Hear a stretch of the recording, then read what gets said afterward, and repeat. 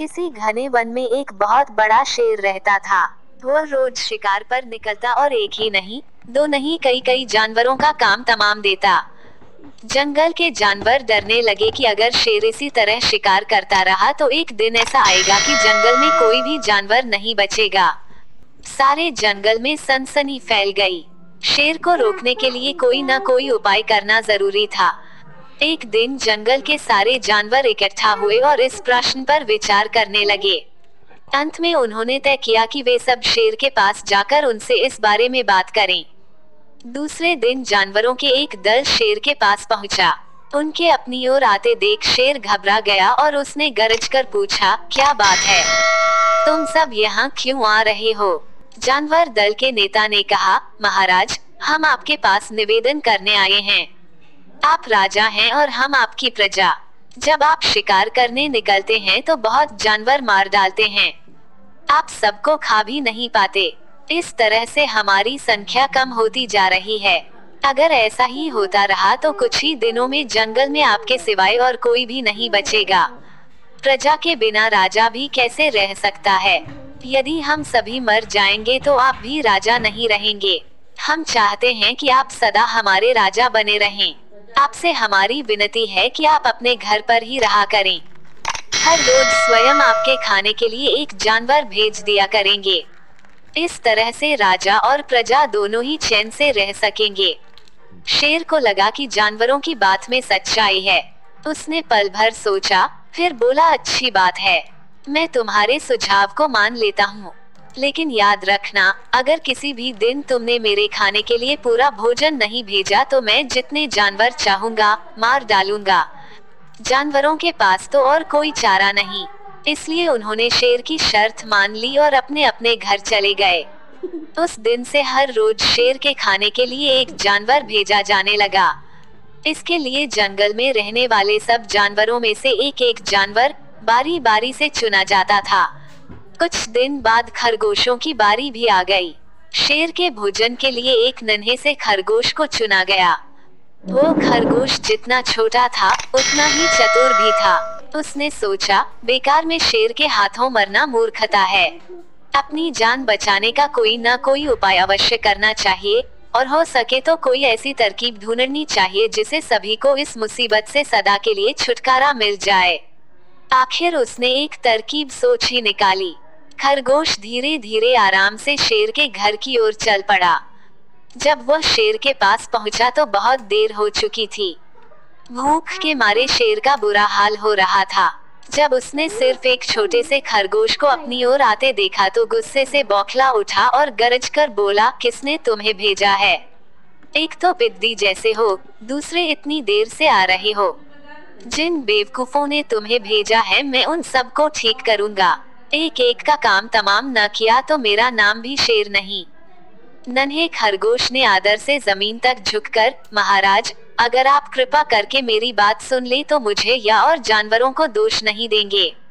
वे तो जानते थे कि एक छोटा सा खरगोश आपके भोजन के लिए पूरा नहीं पड़ेगा, इसलिए उन्होंने 6 खरगोश भेजे थे। लेकिन रास्ते में हमें एक और शेर मिल गया। उसने 5 खरगोशों को मारकर खा लिया। यह सुनते ही शेर दहाड़कर बोला, क्या कहा? दूसरा शेर? कौन है वह? तुमने उसे कहाँ देखा? महाराज, वो तो बहुत ही बड़ा शेर है, खरगोश ने कहा। वह जमीन के अंदर बनी एक बड़ी गुफा में से निकला था। वह तो मुझे ही मारने जा रहा था, पर मैंने उससे कहा, सरकार, आपको पता नहीं कि आपने क्या अंधेर कर दिया है। हम सब अपने महाराज के भोजन के लिए जा रहे थे, लेकिन आपने उनका सारा खाना खा लिया है। हमारे महाराज ऐसी बातें सहन नहीं करेंगे। वे जरूर ही यहाँ आकर आपको मार डालेंगे। इस पर उसने पूछा, कौन है तुम्हारा राजा? मैंने जवाब दिया, हमारा राजा जंगल का सबसे बड़ा शेर है। महाराज, मेरे ऐसा कहते ही वो गुस्से से लाल पीला होकर बोला, बेवकूफ, इस जंगल का राजा सिर्फ मैं हूँ। यहाँ सब जानवर मेरी प्रजा हैं। मैं उनके साथ जैसा चाहूँ वैसा कर सकता हूँ। जिस मूर्ख को तुम अपना राजा कहते हो उस चोर को मेरे सामने हाजिर करो, मैं उसे बताऊंगा कि असली राजा कौन है। महाराज, इतना कहकर उस शेर ने आपको लिवाने के लिए मुझे यहाँ भेज दिया। खरगोश की बात सुनकर शेर को बड़ा गुस्सा आया और वह बार बार गरजने लगा। उसकी भयानक गरज से सारा जंगल दहलने लगा। मुझे फौरन उस मूर्ख का पता बताओ, शेर ने दहाड़ कर कहा। जब तक मैं उसे जान से न मार दूंगा मुझे चैन नहीं मिलेगा।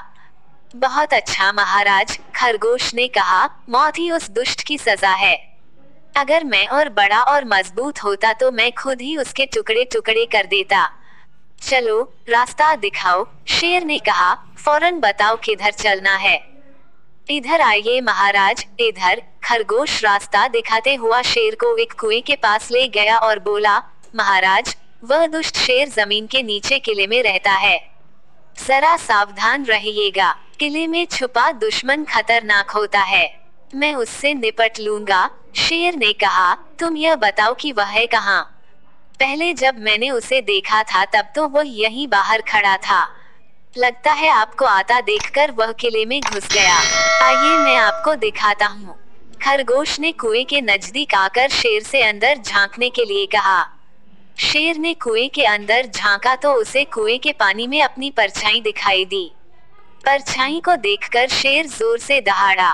कुएं के अंदर से आती हुई अपने ही दहाड़ने की गूंज सुनकर उसने समझा कि दूसरा शेर भी दहाड़ रहा है। दुश्मन को तुरंत मार डालने के इरादे से वो फौरन कुएं में कूद पड़ा। कूदते ही पहले तो वो कुएं की दीवार से टकराया, फिर धड़ाम से पानी में गिरा और डूबकर मर गया। इस तरह चतुराई से शेर से छुट्टी पाकर नन्हा खरगोश घर लौटा। उसने जंगल के जानवरों को शेर के मारे जाने की कहानी सुनाई। दुश्मन के मारे जाने की खबर से सारे जंगल में खुशी फैल गई। जंगल के सभी जानवर खरगोश की जय जयकार करने लगे। सीख: घोर संकट की परिस्थितियों में भी हमें सूझबूझ और चतुराई से काम लेना चाहिए और आखिरी दम तक प्रयास करना चाहिए। सूझबूझ और चतुराई से काम लेकर हम भयंकर संकट से उबर सकते हैं और बड़े से बड़े शक्तिशाली शत्रु को भी पराजित कर सकते हैं। अगर यह कहानी आपको अच्छी लगी हो तो हमारे YouTube channel Raju story by one को सब्सक्राइब एंड शेयर जरूर करें। धन्यवाद।